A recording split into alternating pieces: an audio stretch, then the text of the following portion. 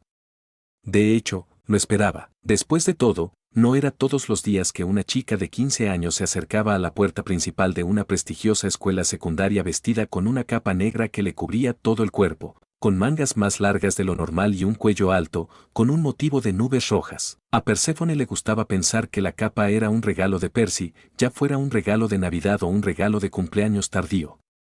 Desafortunadamente, la verdadera razón por la que la capa todavía estaba en su cuerpo era que él simplemente la había olvidado, pero a Seth le gustaba pensar en positivo. Además, le hacía sentir bien por dentro pensar que Percy le había dado la capa como regalo. Después de regresar de la fiesta del solsticio y regresar al campamento para el resto de las vacaciones de invierno, encontró que el ambiente estaba agotado, oscuro, sombrío y desolado.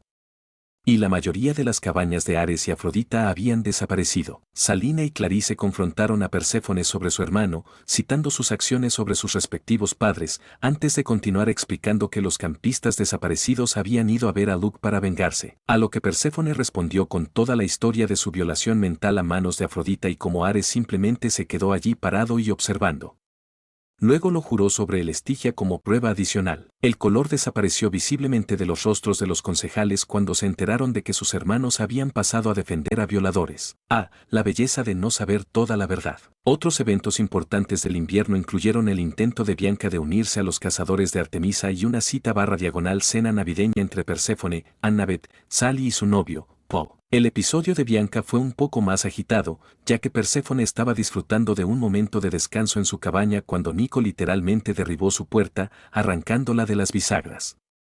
Su enojo inicial fue reemplazado por una preocupación frenética al ver el rostro lleno de lágrimas del chico. Bianca, ella se va a unir a la cacería. Artemisa aún no había sacado a la cacería del campamento en ese momento. Perséfone, dándose cuenta de lo que eso significaba para Nico, perdería a su hermana, la última persona en la tierra con la que podría conectarse. Salió corriendo de su cabaña al otro lado del campamento hacia la cabaña 8. Su propia sangre hirvió al escuchar esto, escuchar que una hermana mayor estaba a punto de abandonar a su hermano menor por alguna razón. A Seth no le importaba lo que Bianca estuviera pensando, no lo iba a aceptar. Por alguna razón, solo podía verse a sí misma y a Percy en esa situación, con ella dejando a su hermano pequeño por la inmortalidad, y eso la hacía sentir enferma y retorcida. Solo podía imaginar lo que Nico debió haber sentido en esa situación. A una velocidad cercana a las 60 kilómetros por hora, la fisiología de los semidioses era algo genial.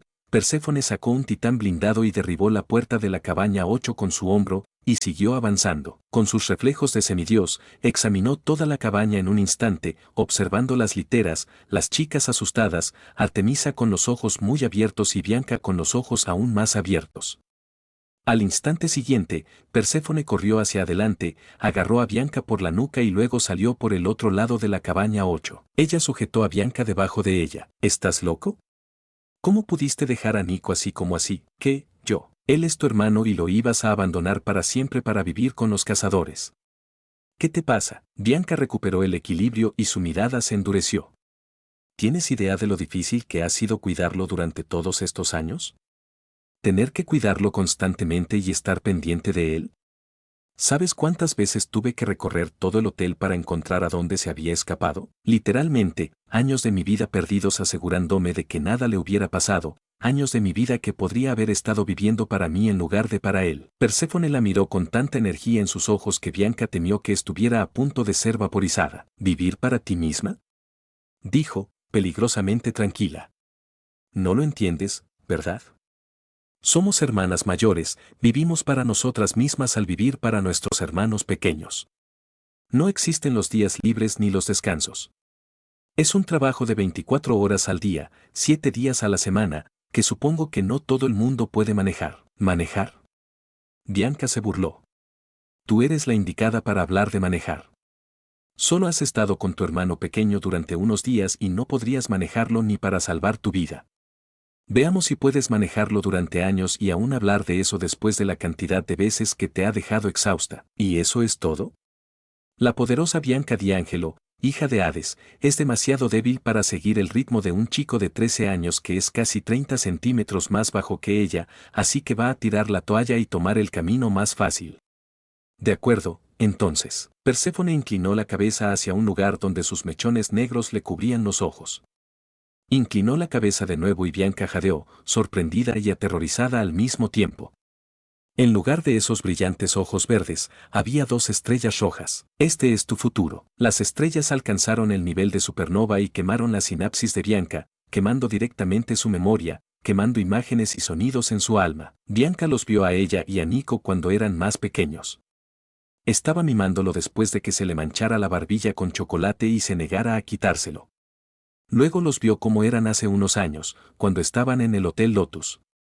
Ella estaba de pie a un lado, siempre como la protectora vigilante, mientras el chico jugaba a uno de los juegos. Luego los vio ahora, espalda contra espalda.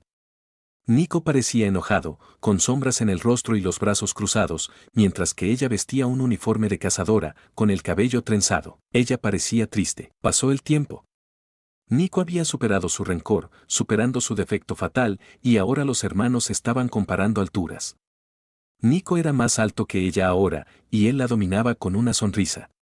Pasó más tiempo, y ahora Nico era innegablemente más alto, casi una cabeza por encima de su hermana mayor. Parecía estar en sus últimos años de adolescencia, mientras que ella estaba estancada en 14.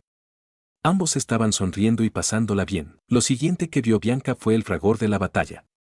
Nico tenía 20 y tantos años y era mucho más alto que su hermana. Estaban espalda con espalda, ella con el arco en la mano y él con la espada en la mano, irradiando sombras y oscuridad, ambos de pie contra un enemigo desconocido. Entonces Nico era un hombre adulto, todo rastro de juventud había desaparecido de él. Estaba llorando, sollozando, de rodillas, sobre el pecho de Bianca. Will sola se había dejado este mundo. Como siempre, el tiempo había pasado. Nico era un hombre de mediana edad, lo bastante mayor para ser su padre. Llevaba el pelo desaliñado y la barba de las 5 de la tarde le cubría el rostro. Iba bien vestido, con su abrigo, su camisa abotonada y sus pantalones de vestir. Estaban juntos en el parque, disfrutando de la mutua compañía y recordando viejos tiempos. Nico era ahora un anciano, con el pelo gris y la cara arrugada. Ya casi era su hora. La película comenzaba a llegar a su fin. Bianca estaba de pie junto a su hermano pequeño, apoyando su mano juvenil sobre las suyas, entrelazadas y arrugadas. Era un anciano, con el pelo que le quedaba ahora blanco como el vestido que llevaba, blanco como la almohada en la que descansaba su cabeza, blanco como la habitación que los rodeaba. Una cánula nasal le proporcionó sus últimos suspiros. Las lágrimas cayeron de los ojos de Bianca mientras besaba la frente de su hermano por última vez. Ella, joven, bella, juvenil, para siempre.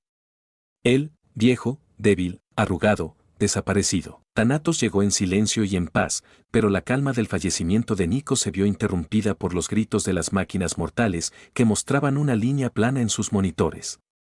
Los médicos mortales entraron rápidamente y comenzaron la reanimación, lo que provocó que el cuerpo, una vez pacífico, de Nico se sacudiera. Bianca ya se había hundido en las sombras, ahogándose en la desesperación y el dolor, ahogándose en los recuerdos de su fatídica decisión tantas décadas atrás, ahogándose en el arrepentimiento. De repente, Bianca volvió a mirar a Perséfone a los ojos, que ahora volvían a ser de un verde brillante, aunque tenían una profundidad que la asustó. Fue entonces cuando se dio cuenta de que las lágrimas que había visto en esa visión no eran una ilusión y tuvo que contener un sollozo. «Eso es lo que pasará si haces esto, hermana», preguntó Nico vacilante. Se había reunido una multitud, los gritos de Perséfone y su carrera aún más temprana habían atraído toda la atención. Perséfone se bajó de Bianca y le ofreció la mano. Bianca la tomó y, cuando estuvo de pie, Nico quedó aplastado contra su cuerpo. Basta decir que Bianca D'Angelo no se convirtió en miembro de los cazadores de Artemisa. En lo que a Perséfone se refiere, la Navidad había sido fantástica. Paul era un tipo genial, y cuando Seth y Annabeth entraron en el apartamento, ambos con sus mejores galas navideñas, y anunciaron que estaban en una relación, bueno, la cámara de Sally estaba lista para la acción. Verás, a Paul no le habían dicho que la hija de su novia tenía novia. Por supuesto, lo mejor de esa noche, además de toda la comida y los regalos, claro, fue que Paul no era homofóbico. Era agnóstico, lo que probablemente fue lo que más le ayudó a aceptar la situación. Así que no se puso a decir los gays son malos, como tantas personas religiosas dicen erróneamente hoy en día. Pablo había leído la Biblia varias veces y, sí, decía que la homosexualidad era un pecado, pero también decía que el asesinato y la mentira también eran pecados. Y continuó diciendo que la Biblia decía que todos los pecados eran igualmente malos, sin importar cuán graves fueran. Básicamente, Pablo dijo que, si la Biblia se tomara como la doctrina fundamental del mundo, entonces todos en la tierra serían tan malos como todos los demás, porque todos eran pecadores. Y eso hacía que todos fueran igualmente malos, lo cual fue parte de la razón por la cual Pablo era agnóstico. No podía aceptar del todo la idea de que Hitler era tan malo como un niño que mentía sobre no hacer sus tareas, pero de todos modos, la Navidad había sido genial y el resto del año hasta el presente había transcurrido sin incidentes, con solo ir a la escuela y tener citas con Annabeth, citas en las que mantuvieron en secreto la verdadera naturaleza de sus salidas. Para cualquiera que las viera, eran solo un par de chicas pasando el rato y comiendo algo. A Perséfone le recordó ese meme con ese tipo negro apuntando a su cabeza y sonriendo, con el título, "No te pueden perseguir por ser gay si nadie sabe que lo eres". Annabeth había dicho que esa era la regla tácita de la humanidad. A nadie le importaba que fueras gay, hasta que se lo decías. Entonces sí les importaba. Lo mismo pasaba con ser un semidios. A nadie le importaba que fueras hijo de un dios griego, hasta que se lo decías. Entonces te miraban raro y, posteriormente, la gente vestida de blanco te echaba a patadas. Hablando de gente de blanco, Perséfone recordó lo que su hermano había dicho en la reunión del solsticio hacía 8 meses, sobre el gobierno mortal que los vigilaba. Si eso era cierto, los mortales no habían hecho nada todavía, pero Perséfone tenía la sensación constante de que algo que no era sobrenatural la estaba observando. La asustó. Oh, vaya. Perséfone, hola. Perséfone, la hija de Poseidón miró a la multitud con una expresión desconcertada en su rostro cuando una voz desconocida la llamó por su nombre. Podría haber habido otra persona llamada Perséfone en algún lugar de la multitud, ¿pero en serio? ¿Quién más nombra a sus hijos con nombres de deidades griegas además de aquellos que conocían la existencia de las deidades griegas? De entre la multitud, surgió una maravilla pelirroja, con la sonrisa más amplia dibujada en su rostro. Así que no mentías acerca de vivir en Manhattan, genial. Perséfone, después de estar con Annabeth durante tanto tiempo, había aprendido a apreciar la estética más refinada de otras mujeres, y admitía que esta chica era muy linda, pero no al nivel de Annabeth. Sin embargo, no importaba lo atractiva que luciera esta chica, porque Perséfone no tenía la menor idea de quién era ella, y se notaba. La sonrisa de la chica se desvaneció. ¿Qué? ¿No me recuerdas? ¿La presa o ver, el baño, tus increíbles lentes de contacto? Soy yo, Rachel. Rachel Elizabeth Dare. Si bien todo eso estaba muy bien, Perséfone no recordaba haber ido nunca al baño en la presa o ver, y con seguridad no usaba lentes de contacto. Espera un minuto. ¿Llevaba unos lentes de contacto rojos con un montón de comas negras alrededor de la pupila? Sí, me dijiste que los conseguiste en algún lugar por aquí, pero no he podido encontrar un lugar así. Quizás puedas mostrarme el lugar después de que termine la orientación. Había un rastro mínimo de insinuación en su tono, y pasó desapercibido para Perséfone. La princesa del mar suspiró frustrada, lo que confundió y ofendió un poco a Rachel porque no comprendía completamente la situación. «Oh no, está bien. Probablemente tengas planes para más tarde. Lo siento por eso». Bueno, Seth tenía una cita con Annabeth planeada para más tarde, así que ahí está, pero no fue por eso que suspiró. No, no eres tú. En la presa Over, no fuiste yo con quien hablaste. Fue mi hermano gemelo, Percy. Es un travesti realmente convincente. Sí, si nos peinamos de forma diferente, somos imágenes reflejadas el uno del otro. Es un juego que solíamos jugar cuando éramos más jóvenes, lo llamábamos Switch. Simplemente nos poníamos la ropa del otro y nos intercambiábamos lugares. Ni siquiera nuestra madre podía distinguirnos. Era increíble. De todos modos, perdón por el malentendido. Percy no me dijo que había hecho una amiga.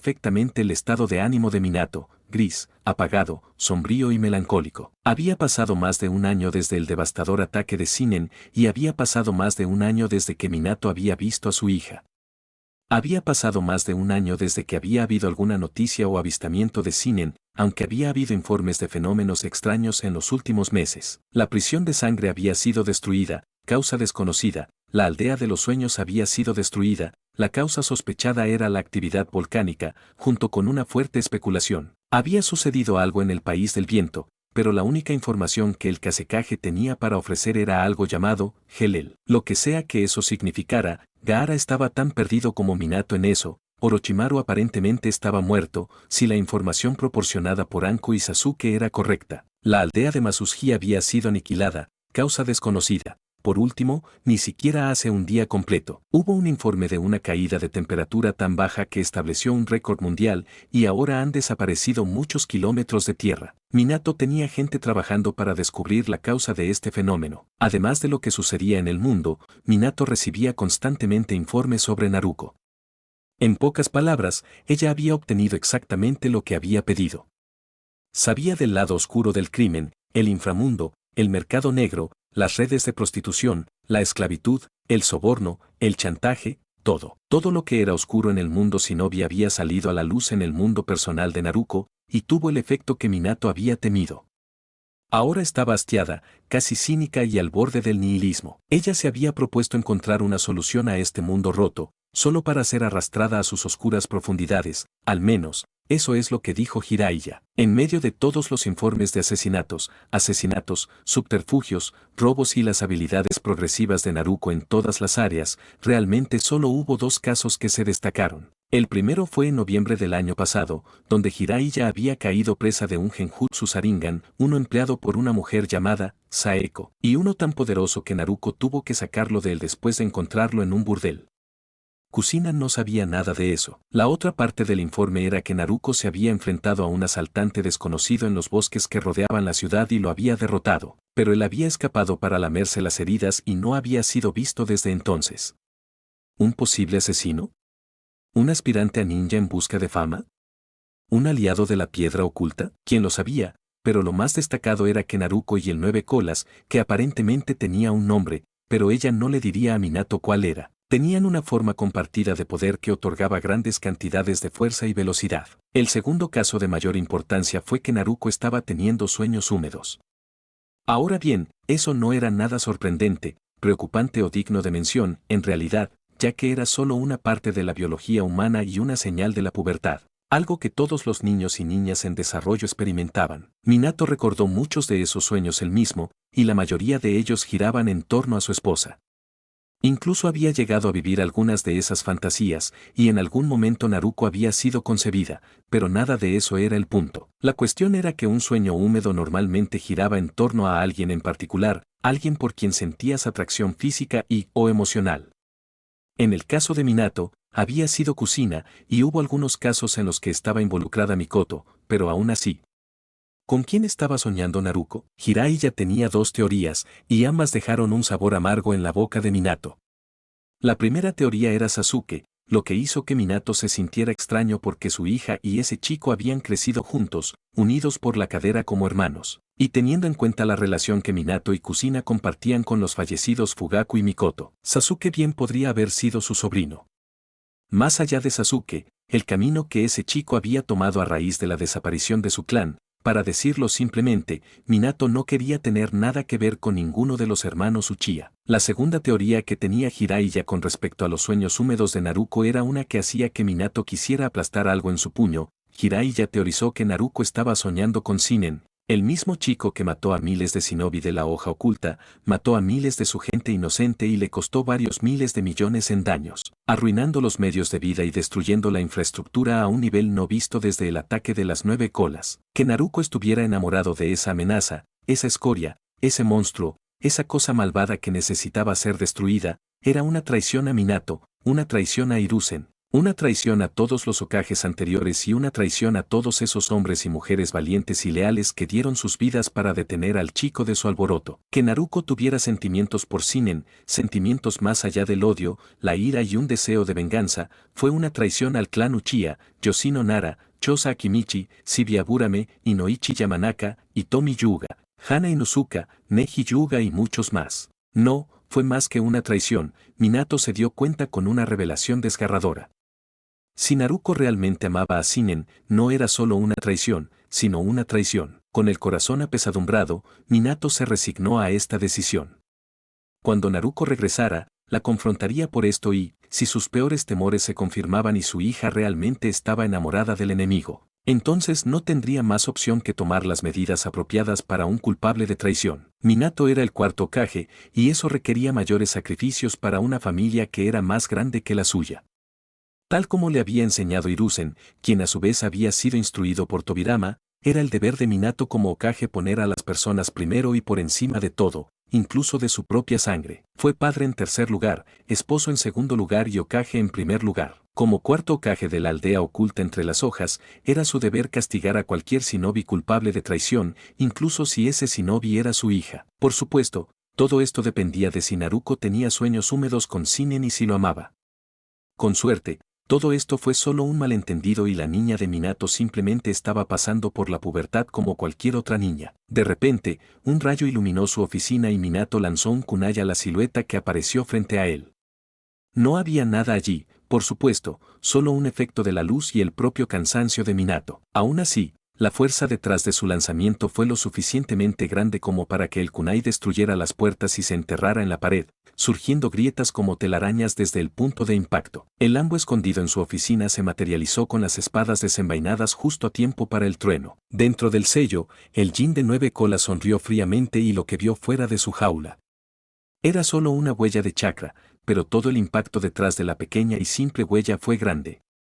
El Nud Kodo sabía que habría sido fácil borrar esta huella, pero ¿qué ganaría con eso? A diferencia de su contraparte Yang, el Jin no amaba su contenedor y quería salir de allí. La pequeña huella de chakra que tenía ante él era probablemente su mayor oportunidad de libertad. Con eso en mente, el Jin 9 colas estaba perfectamente contento con dejar que el genjutsu del abismo permaneciera como estaba, listo para infectar y hacer daño.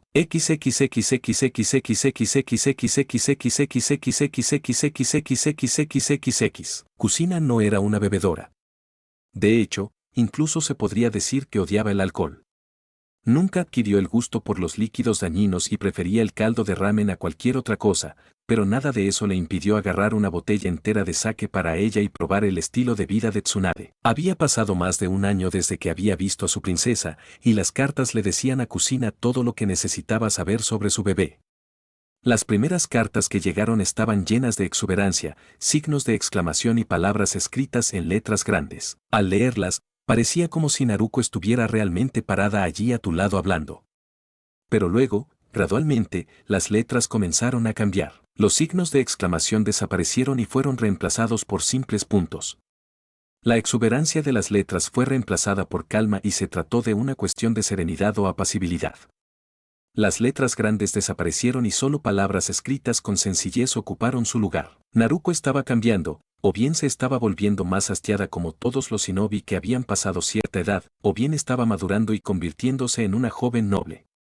De cualquier manera, lo desconocido que rodeaba esta situación estaba asustando a la matriarca pelirroja de los Uzumaki. Namikaze era más apropiado, ya que Kusina había tomado el apellido de su esposo, como era costumbre. Desde afuera, en el patio trasero, Kusina sintió una explosión de chakra y escuchó el rugido de un jutsu de estilo fuego. Hombre, Kusina recordó cómo el niño llegó a ser parte de su familia. Era un experimento de Orochimaru, y Danzo probablemente había tenido algo que ver en eso, pero eso nunca se sabría con certeza ya que ambos shinobi estaban presumiblemente muertos. De todos modos, el niño era una mezcla entre un Uchiha y la propia Naruko, aunque ella no lo sabía. El ADN del Uchiha había sido adquirido en algún momento del pasado, y el ADN de Naruko probablemente había sido adquirido durante uno de sus chequeos de la infancia. En realidad no había forma de saberlo con certeza. Básicamente, lo que Menma era un Jinchuriki Uchiha. El poder del Nud Kolos combinado con el del Sharingan. Fue durante una inspección de rutina que los Anbu se toparon con la instalación oculta, y no pasó ni una hora cuando Minato, Jiraiya, Hiruzen, Madara, Kakashi, Azuma, Yugao, Hayate y un puñado de otros ninjas de rango A irrumpieron en el lugar. Encontraron trozos de carne que alguna vez podrían haber sido seres humanos, algunas notas de investigación de una naturaleza repugnante y un niño pequeño de no más de 4 años. Sí, Menma era, a todos los efectos, el hermano de Naruko o su hijo, debido a la naturaleza de su concepción, pero los esposos Namikaze manipularon la situación para que Menma encajara como su hijo y como hermano de Naruko. Además, Minato y Kusina eran demasiado jóvenes para considerarse abuelos. Se escuchó otro rugido de fuego desde afuera, y Kusina tomó un monstruoso trago de su sake. Ella habría estado allí, ayudándolo y entrenándolo, pero Menma era terco como su hermana y quería hacerlo solo. Quería hacerse más fuerte por sí mismo. Después de que la batalla con Shinen había terminado, los Anbu, en su búsqueda de sobrevivientes y cuerpos, encontraron los de Naruko y Menma, quienes habían sido golpeados profundamente por el semidios y necesitaban atención médica. Fue un gran alivio saber que sus 2 bebés estaban bien, pero era muy confuso por qué Shinen los había dejado con vida. La respuesta de Naruko fue que él había cambiado, que algo le había sucedido que lo había nivelado a nivel emocional. Kusina sabía que su hija no era una mentirosa, pero algo en eso no tenía sentido. En el pasado, Kusina era conocida como la Muerte Roja, una shinobi con una habilidad aterradora en el kenjutsu. Creer que la gente cambiaba de opinión en medio de una batalla no era algo que se pudiera aceptar así como así. Por otra parte, Kusina había oído hablar de cómo Shinen había aparecido en la batalla entre todos y el trastornado tercer Raikage, y había sacado al hombre de la aldea, salvando así a mucha gente de una muerte segura. Luego inmediatamente después vino la tormenta del milenio, lo que, teniendo en cuenta las otras 2 tormentas del país del agua, significaba que Shinen estaba pasando por algo. El niño no había sido visto desde entonces. De todos modos, el objetivo del entrenamiento de Menma era que había luchado contra Shinen, había sido derrotado rotundamente y quería hacerse más fuerte para que eso no volviera a suceder. Era un cliché, un estereotipo y algo irreal, pero ¿quién era Kusina para no apoyar a su hijo en todo lo que hacía? Hablando de apoyar cualquier cosa, Menma y Konohamaru parecían estar pasando mucho tiempo juntos. Como sea, la vida media de un shinobi era de 35 años. La vida era literalmente demasiado corta como para no acostarse con quien quisieras. Por otra parte, Kusina probablemente estaba pensando demasiado en esto y la verdadera explicación era que Menma y Konohamaru eran solo un par de chicos que hacían travesuras juntos. Diablos, Naruko pasaba el rato con Ino, Sakura y Hinata todo el tiempo, y Kusina estaba bastante segura de que su hija no estaba enamorada de ninguna de ellas. De hecho, no parecía que Naruko estuviera enamorado de nadie, excepto de una persona. Mientras Kusina pensaba en la forma en que Naruko hablaba de Shinen, su agarre en la botella de sake se apretó hasta el punto que la botella se rompió y derramó su contenido restante por toda la mesa de la cocina. Ella nunca permitiría que su bebé y ese monstruo estuvieran juntos, ni por un instante.